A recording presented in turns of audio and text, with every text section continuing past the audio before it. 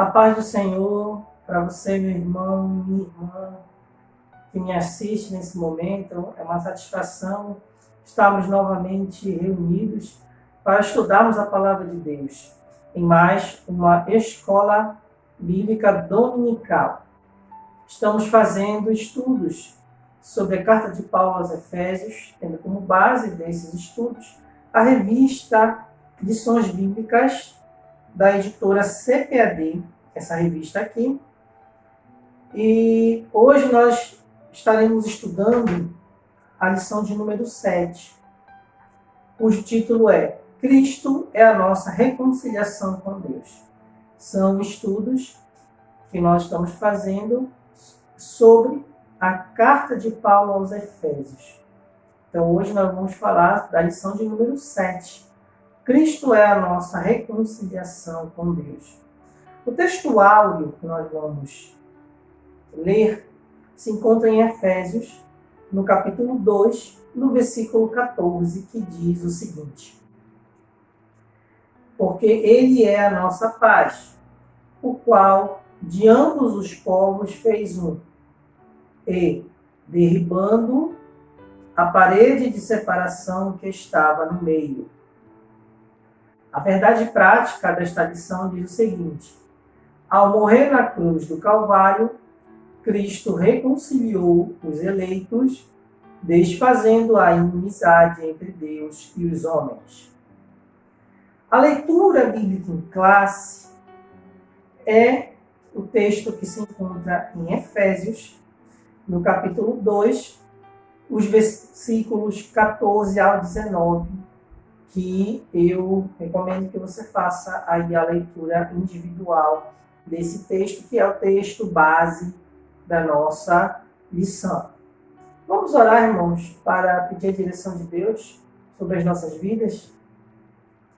Senhor, nosso Deus e Pai que está nos céus, mais uma vez eu te agradeço por esta oportunidade de aprender a Tua Palavra, Senhor, porque através da Tua Palavra, Deus, quanto mais nós estudamos, quanto mais nós nos dedicamos, Senhor, mais entendimento Teu Espírito Santo vai nos concedendo para que nos tornemos melhores cristãos, para que possamos pregar a Tua Palavra, para que possamos viver uma vida de santidade.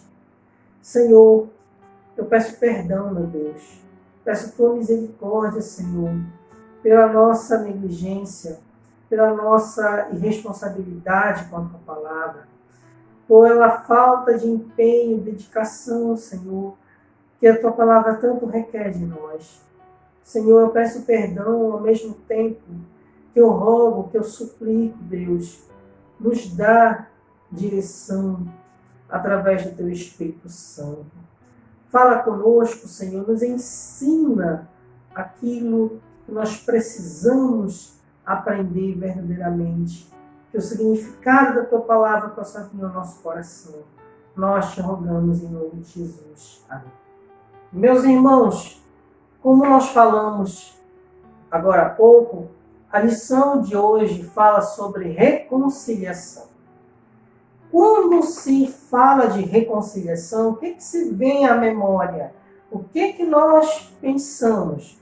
Bom, só existe reconciliação se antes houve conflito, se antes houve briga, se antes as partes envolvidas não estavam em harmonia, não estavam em sintonia. Então, quando se fala de reconciliação, a gente sempre lembra que antes havia inimizade, havia separação. Então, o objetivo da reconciliação é trazer de volta as partes para a comunhão, é trazer de volta o relacionamento, restaurar o relacionamento, trazer de volta a amizade. É a reconciliação, conciliar novamente, fazer com que as partes estejam em acordo. E quando nós estudamos o texto que eu fiz referência agora, de Efésios, no capítulo 2, os versículos 14 a 19, você observa que Paulo está falando sobre inimizade. sobre separação. E essa separação ela tem duas dimensões. Ela diz respeito à separação entre os homens e a separação dos homens em relação a Deus.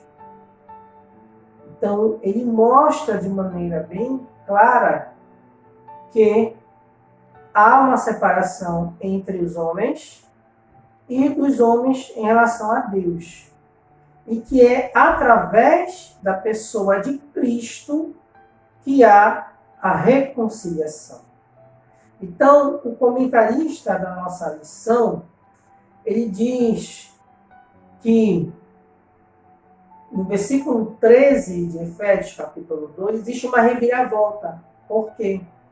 Porque como nós estudamos na última lição, quando falamos sobre a situação dos gentios, que é toda pessoa que não é judia, nós vimos que é um quadro desolador, um quadro terrível, uma situação extremamente corrupta, algo inimaginável, a situação dos gentios sem Cristo. Então, quando nós estudamos aqui a lição, ele fala que Paulo mostra um quadro desolador sobre a situação dos gentios sem Cristo. Só que, como eu falei, houve uma reviravolta que se encontra no versículo 13 de Efésios 2, quando Paulo diz, mas agora. Ou seja, Paulo indica que essa situação dos gentios foi alterada, foi modificada, mas agora. E essa situação só pôde ser alterada por causa da obra expiatória de Cristo, que é o que nós vamos ver na nossa lição ao longo desta aula. Então, no tópico 1 em algarismo romano da nossa lição, diz o seguinte: Cristo desfez a inimizade entre os homens. Essa inimizade entre os homens não é simplesmente qualquer tipo de inimizade. Essa inimizade especificamente dentro do contexto que nós estamos aqui estudando de Efésios, da carta de Paulo aos Efésios, de respeito à inimizade entre judeus e gentios. É claro que existem outros tipos de inimizade entre os homens. Os preconceitos, as classes sociais diferentes. Existem mais diversos tipos de inimizades entre os homens, entre a humanidade.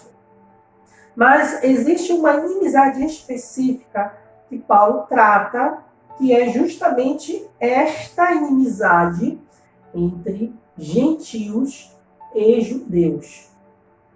E essa inimizade, ela é bem nítida quando você observa no texto, que é a leitura bíblica em classe, Paulo ele faz referência a um termo que esse termo ele retrata essa inimizade entre judeus e gentios.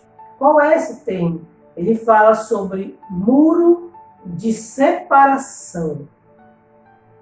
Paulo diz que existe um muro de separação entre judeus e entre gentios. E esse muro de reparação não é simplesmente uma metáfora, não é simplesmente uma figura de linguagem. Então, no ponto 1, dentro do tópico 1 em algarismo romano, ele fala o seguinte aqui sobre a parede de separação entre os homens. Por quê? Porque em Jerusalém, no templo de Jerusalém, havia uma área que era chamada de Pátio dos Gentios. E essa área ela era delimitada, e entre o Pátio dos Gentios e o átrio o restante do templo, o santuário, havia literalmente um muro. E nesse muro havia avisos de que toda pessoa que não fosse judia não poderia ultrapassar aquele limite. E esse exclusivismo religioso que o comentarista da revista se refere, ele era tão forte, como nós estamos aqui comentando, que houve um episódio, e você pode conferir esse episódio em Atos, no capítulo 21, versículos 28 e 30, em que Paulo ele é preso por ter sido acusado de colocar na área do templo pessoas que não eram judias, ou seja, permitir que gentios entrassem na área restrita aos judeus.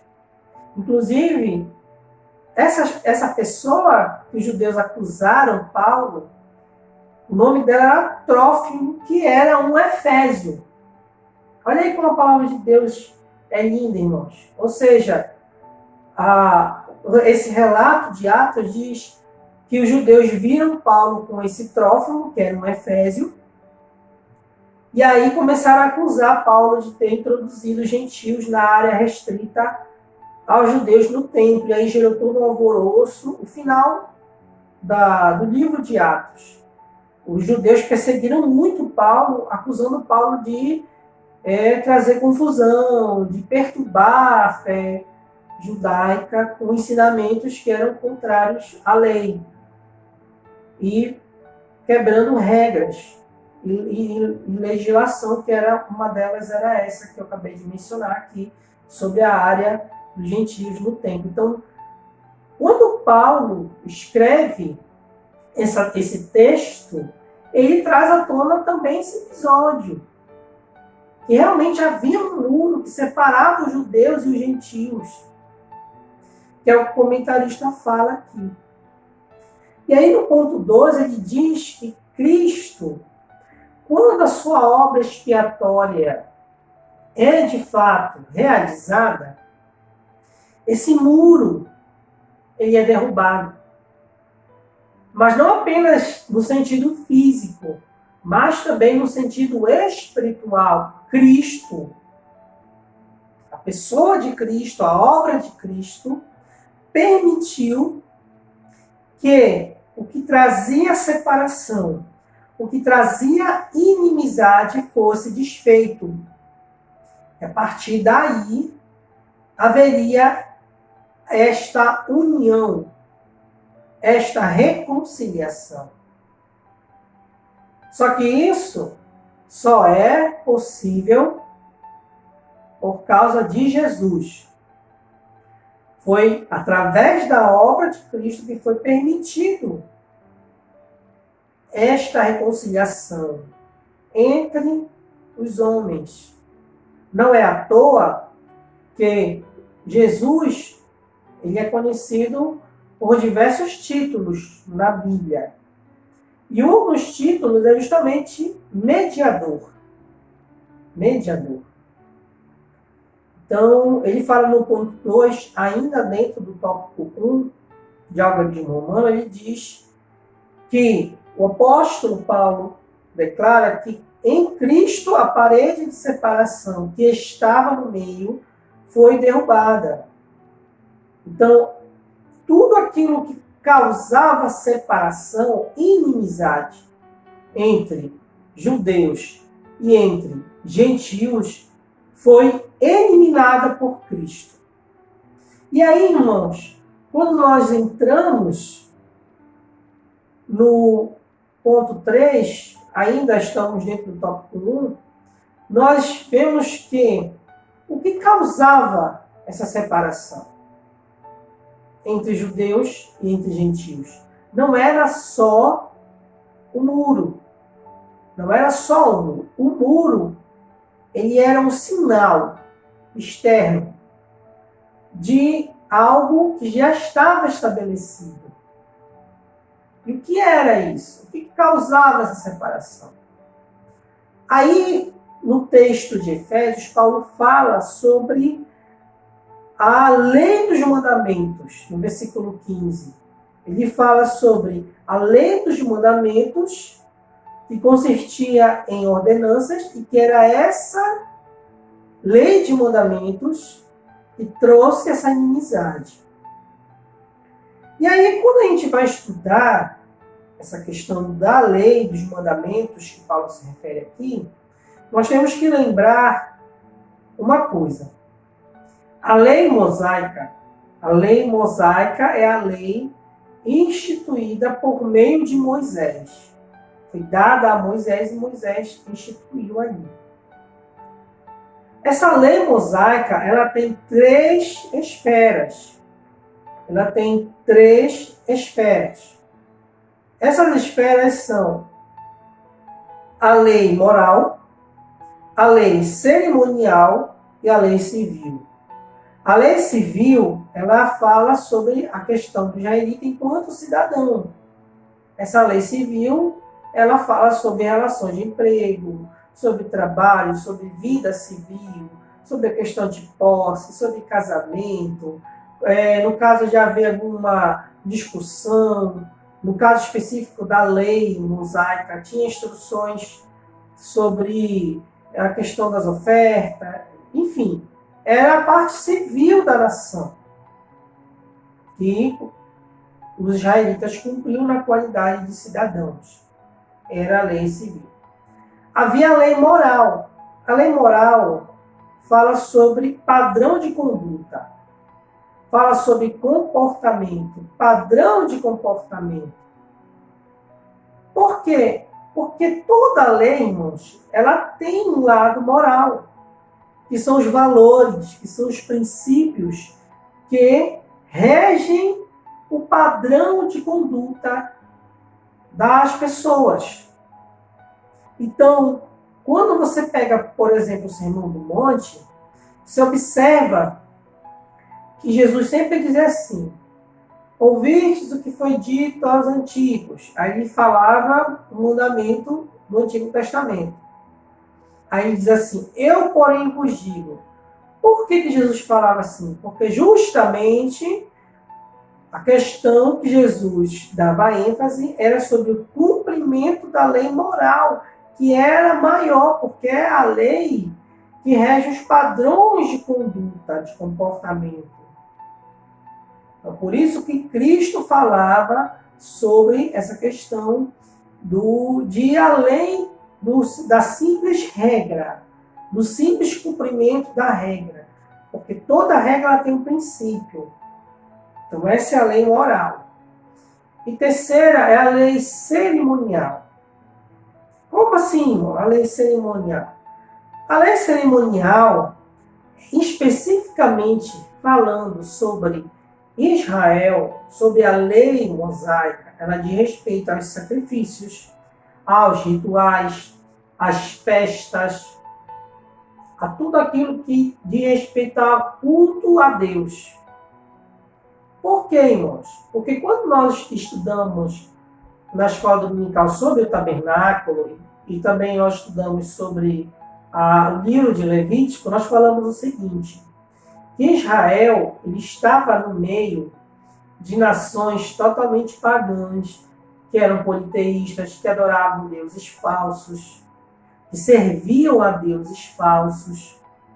Então, como essa nação que tinha acabado de sair do Egito, que já era uma nação politeísta, pagã, havia necessidade de organizar o culto ao Deus verdadeiro. Havia necessidade do culto ter uma ordem, ter uma sequência, ter uma organização, para que justamente houvesse ali refletido que aquele culto era realizado ao Deus verdadeiro. Então, para que se pudesse fazer essa organização, aí foi instituída a lei cerimonial. Ou seja, para adorar, para cultuar a Deus, não era de qualquer jeito, não era de qualquer maneira, não era simplesmente fazendo qualquer coisa, não. Precisava seguir uma regra, que era a lei cerimonial, que é o que o comentarista lhe fala aqui. Ele diz que nós temos que compreender essa visão da lei mosaica entre a lei civil, a lei moral e a cerimonial, para que a gente entenda o que Paulo quis dizer quando disse que Cristo desfez a inimizade que era estabelecida por meio da lei dos mandamentos. Então ele fala aqui que a lei moral ela permanece em vigor como padrão de conduta, mas não como meio de salvação. Por quê? Porque o padrão de conduta agora não é para obter a salvação, mas é consequência da salvação. Ou seja, eu não pratico boas obras para ser salvo. Eu pratico boas obras porque eu fui salvo.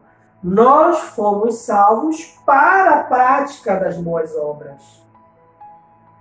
Não foi pela prática das boas obras. Então, boas obras não é meio de salvação, é consequência da salvação. Por isso que ele fala aqui.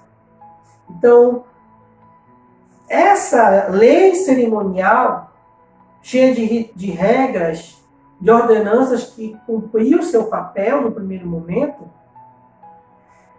ela acabou sendo de tal maneira enfatizada que se tornou uma barreira, se tornou um muro entre os judeus que obedeciam, que cumpriam esses mandamentos, e os gentios. Se você pegar os evangelhos, você vai ver que essas questões traziam muita confusão entre, principalmente, os fariseus. Porque os fariseus, eles tinham a lei mosaica, mas eles também colocavam ordenanças adicionais. E acabavam, como Jesus falou, sobrecarregando as pessoas. Porque havia regra para tudo. Inclusive, se você ler lá os evangelhos, você vai ver episódios que os fariseus reclamam. Por que os teus discípulos comem sem lavar as mãos antes? E se lavar as mãos, irmãos, naquela época não tinha aquela conotação de higiene que nós temos hoje. Não, a questão ali do lavar as mãos, ele tinha mais uma questão ali cerimonial, ritualística. Então havia muito esse embate. Os teus discípulos não obedecem ao sábado, os teus discípulos não jejuam, os teus discípulos comem sem lavar as mãos. Então todo o tempo eles traziam essas coisas. E aí, inclusive, Jesus mesmo denuncia isso. Ele diz, olha, vocês, fariseus, são hipócritas porque vocês dão o dízimo do endro, do cominho, ou seja, das pequenas coisas, mas não observam o quê? O padrão moral da lei, que é a prática da misericórdia. Então eles se prendiam tanto às regras e esqueciam da parte moral da lei, que é a parte mais importante. E o próprio Jesus enfatiza. Então, a lei dos mandamentos que Paulo se refere não é a lei como um todo. É essa lei cerimonial. Por quê? Porque Cristo lhe abriu o caminho. Como você observa lá em Hebreus, no capítulo 10, no versículo 19, pelo sangue de Cristo nós tivemos livre entrada. A cena narrada nos evangelhos do véu do templo se rasgando de alto a baixo, é essa representação de que tudo aquilo que nos separava de Deus foi anulado por meio de Cristo. E agora nós temos livre acesso. Então é por causa de Cristo, irmãos, que hoje a gente não precisa ter ovelha guardada em casa. A gente não precisa ter bode, não precisa ter pombo, não precisa... Quando a gente vai ao templo cultuar o Senhor, a gente não precisa levar uma pomba, não precisa levar um bezerro. A gente não precisa, ainda que existem muitas igrejas hoje que ainda querem esse retorno desse judaísmo, mas o verdadeiro evangelho, ele nos liberta dessas práticas. Eu digo isso, irmão, vou abrir um parêntese rápido, porque tem muita igreja cristã, tem muita igreja evangélica, irmãos, que está se tornando judaizante, que toca trombeta, que tem um candelabro, e que vem a Arca da Aliança, e vem a galera lá com aquele manto lá dos rabinos, e bota o chapéu. Tem lugar aqui em Belém que você olha, irmão, não sabe dizer se é evangélico ou se é uma sinagoga. De tanto elemento judaico que tem ali. E o apóstolo Paulo, ele diz, inclusive nós, referência, que essas coisas elas eram sombra. Ou seja, elas existiam para cumprir um propósito até que o que realmente fosse verdadeiro se manifestasse. Então, todos os rituais, os sacrifícios, os dias das festas, eles eram sombra. Por que sombra? Porque eram coisas temporárias que apontavam para o que havia de vir. Então, no ponto 4, ele diz que foi essa lei que foi revogada. Não foi a lei moral, foi a lei cerimonial. Inclusive, ele fala aqui que a eliminação das barreiras que dividiam os judeus e gentios se deu pela revogação da lei dos mandamentos, que consistia em ordenanças, que eu acabei de explicar aqui. Essa revelação não contradiz o que Jesus disse. Não vim para revogar, mas cumprir a lei. Visto que, ao entregar o seu corpo para ser crucificado, Cristo cumpriu a lei, oferecendo-se como sacrifício. Então, esse texto de Hebreus, capítulo 7, versículo 27, diz que Jesus foi o sumo sacerdote que ofereceu um único sacrifício de uma vez por todas. Em contraponto ao que era feito no Antigo Testamento, que todo ano o sumo sacerdote tinha que entrar no Santo dos Santos, oferecer sacrifício por ele e pelo povo, para perdão dos pecados. Cristo fez isso de uma vez por todas. Não só a morte de Cristo, mas a vida de Cristo. Cristo cumpriu a lei.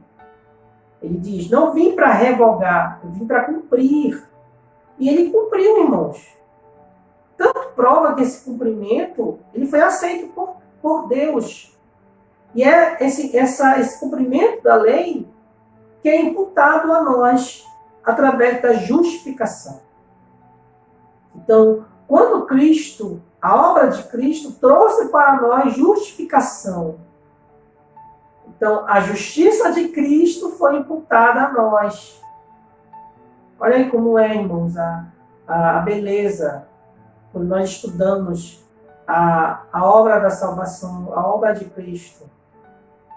Então, a revogação aqui que Paulo fala é da lei cerimonial, que causava separação. Por quê? Porque os gentios não faziam essas coisas que os judeus faziam. Não ofereciam sacrifício, não obedeciam os rituais e não passavam pela circuncisão. Não passava por nada disso. Então, eles acabavam tendo essa lei cerimonial, era uma separação, era um muro. Então, Cristo foi oferecido a Deus como oferta agradável, de cheiro suave, foi um holocausto. Por isso que Paulo fala que era sombra. E aboliu a necessidade dessas ordenanças ritualísticas e desfez isso que causava inimizade. Então, Cristo, a obra de Cristo, ela desfez essa inimizade, e aí não somente desfez, não só anulou o que trazia inimizade, como também é a causa da reconciliação. Ele não apenas elimina o que traz inimizade, ele também promove a reconciliação através da paz. Então, no ponto 2, no tópico 2, em algarismo romano, no tópico 2, em algarismo romano, ele diz, pela paz, Cristo fez um novo homem. Então, na revista, tem um asterisco que dá uma definição rápida do que é a paz. A palavra paz, ela vem do grego eirene, E ela traz consigo diversos significados, que são relações harmoniosas entre homens e entre nações, amizade, a relação harmoniosa entre Deus e o homem, que nós vamos falar daqui a pouco, que é satisfeito pelo Evangelho, sensação de descanso e satisfação que lhe é consequente. Isso está aí naquela parte chamada Conheça Mais, da sua revista. Então, o conceito bíblico de paz, são vários significados, não é só um. Então, ele diz que é boas relações entre os homens, harmoniosas, né? Fim do conflito, fim do estado de conflito, traz a ideia de tranquilidade, o estado de tranquilidade, e também é um fruto do Espírito, que é uma qualidade espiritual. Então, a paz, ela traz vários significados. Só que tem uma paz, irmãos, que ela é muito importante, que é a paz que Cristo traz, que nos reconcilia com Deus. Então, irmãos, tem uma paz que eu quero fazer referência, eu considero que é a mais importante, que é a paz que Cristo estabelece, que nos reconcilia com Deus. Como nós podemos ver, a Bíblia fala lá em Romanos, no capítulo 5, no versículo 1, diz o seguinte: justificados, pois, mediante a fé, temos paz com Deus por meio de nosso Senhor Jesus Cristo. E Jesus, ele é identificado como o príncipe da paz. Lá em Isaías 9:6, que nós lemos todo final de ano, ali na época do Natal, em Isaías 9:6 ele fala isso. Porque o menino nos nasceu, um filho se nos deu, o governo está sobre seus ombros, e o seu nome será Maravilhoso Conselheiro, Deus Forte, Pai da Eternidade e Príncipe da Paz. Irmãos, nós temos que entender uma coisa. Tem um autor chamado Paul Washer, que ele fala o seguinte, que muitas vezes as pessoas acham que elas foram salvas do inferno. Ah, do que você foi salvo? Eu fui salvo do inferno. Só, irmãos, que a gente não para pensar que, na realidade, nós não fomos simplesmente salvos do inferno. O inferno é uma consequência de algo maior. Nós fomos salvos, irmãos. Isso é algo que você tem que aprender. Nós fomos salvos de Deus, irmãos.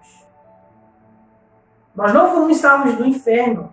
Nós fomos salvos de Deus, irmãos. Da ira de Deus. Nós estamos estudando em Efésios que nós fomos salvos, nós éramos filhos da ira, filhos da desobediência, alvo da ira de Deus. Irmão, quando a gente fala de inimizade com Deus, as pessoas elas não têm muita ideia do que isso representa. Acha que inimizade é só uma briguinha, é só um conflitozinho. Não, meu irmão. Nós éramos inimigos de Deus. Sabe o que você imaginar ser alvo da ira de Deus? Porque a gente pensa só no amor, que Deus é amor e tudo. Mas, irmão, nós estamos lendo aqui, a Bíblia é clara, nós estamos estudando isso. Nós éramos salvos, fomos salvos da ira de Deus. Se você ler todo esse capítulo 5 aí de Romanos, você vai ver isso. Que Cristo nos livrou da ira de Deus. Tem uma palavra lá na Epístola de João que fala que Cristo, que Jesus é a nossa propiciação. Propiciação era uma oferta que era dada para aplacar a ira.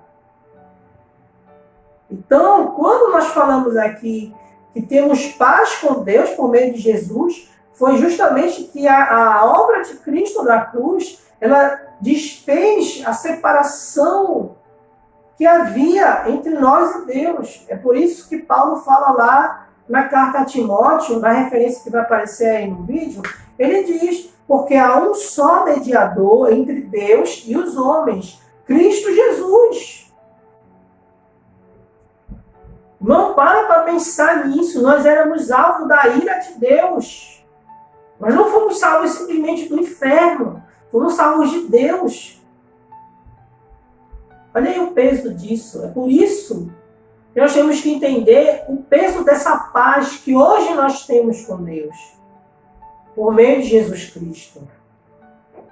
Então ele fala aqui, no ponto 1, dentro do tópico 2, ele diz: sua morte na cruz desfez a nossa inimizade com Deus e com os homens, tornando possível a reconciliação entre ambos e promovendo a paz, irmãos.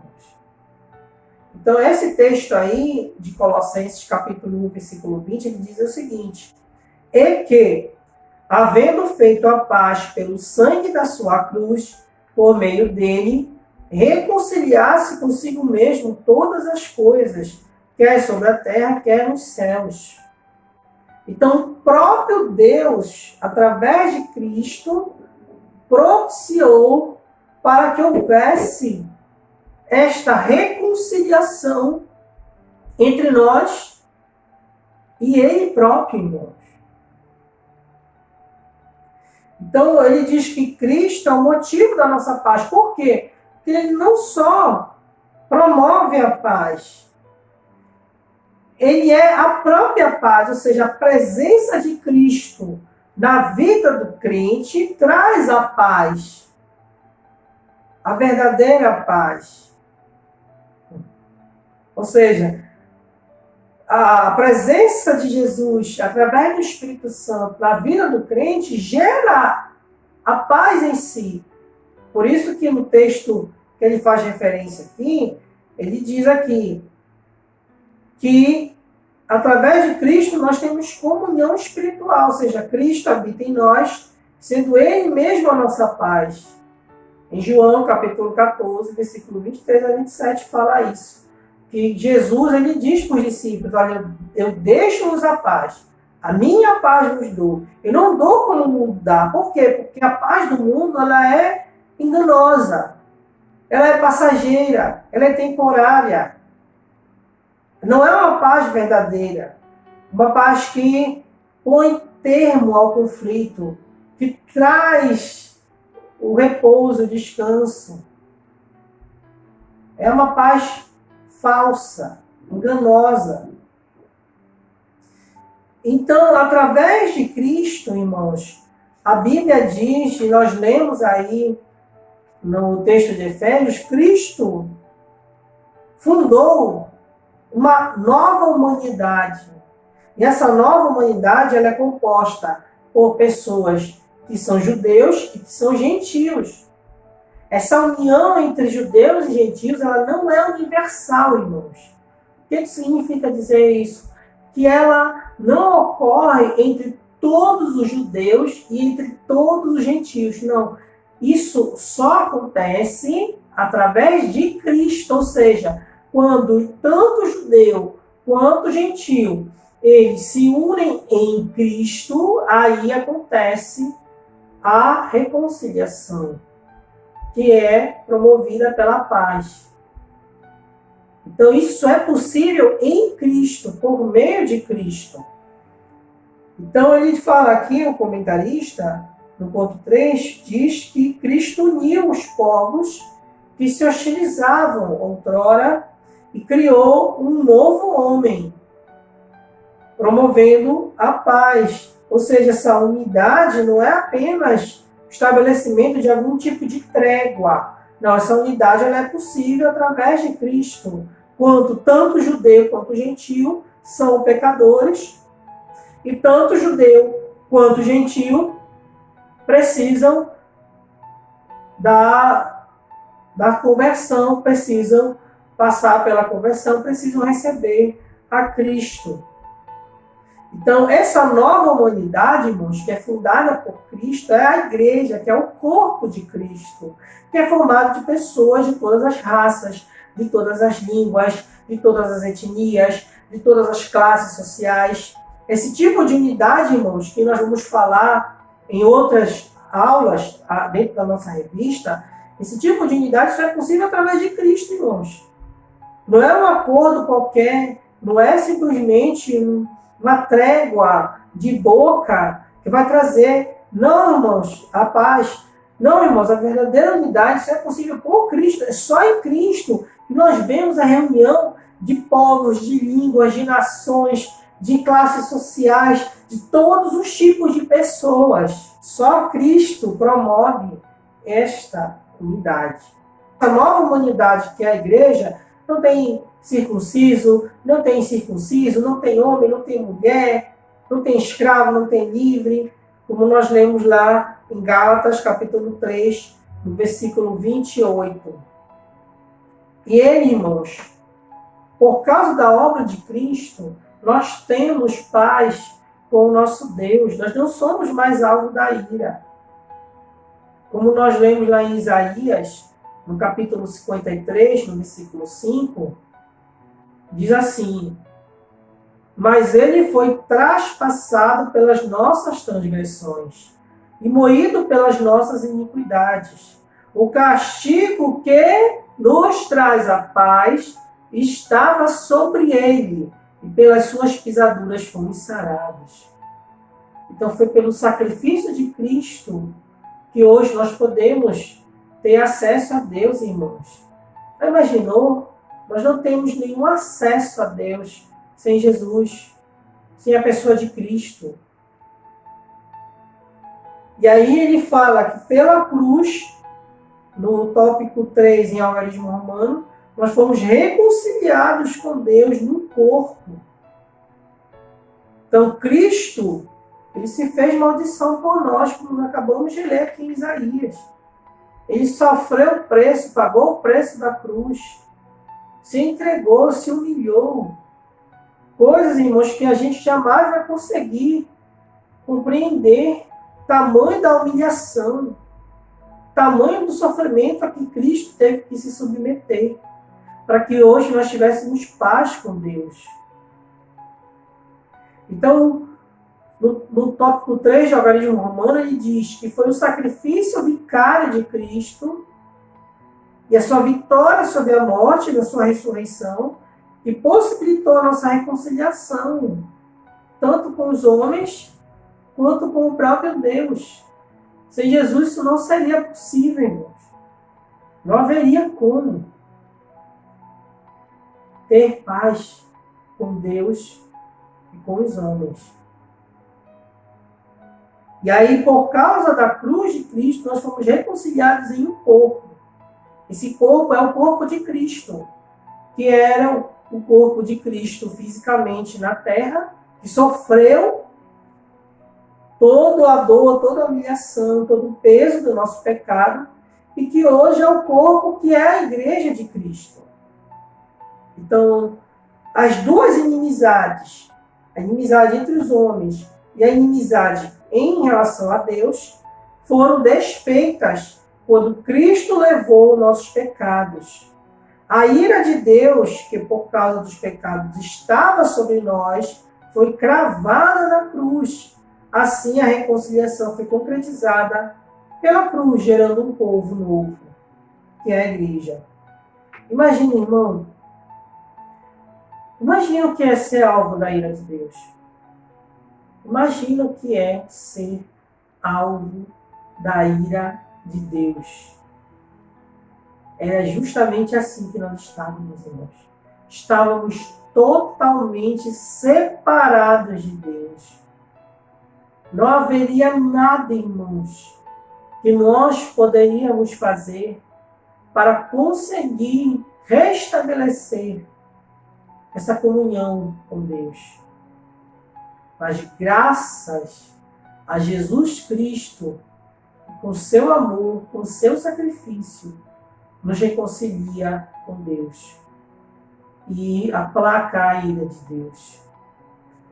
Que nós possamos, nessa aula, poder entender o peso, o valor, a responsabilidade do que Cristo fez por nós, nos reconciliando com Deus e uns com os outros.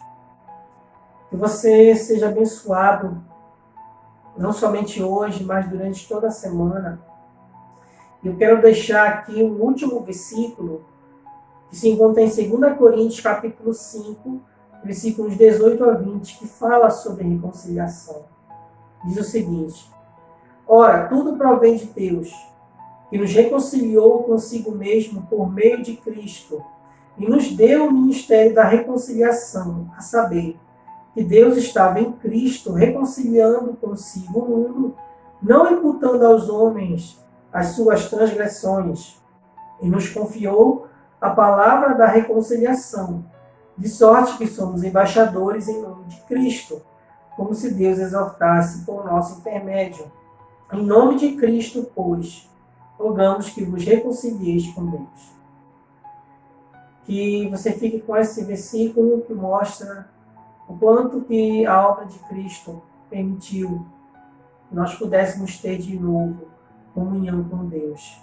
Que você tenha uma excelente semana, que Deus lhe guarde, Deus lhe proteja, Deus lhe dê saúde, descanso e que a sua semana seja grandemente abençoada pelo nosso Deus. Em nome de Jesus, amém.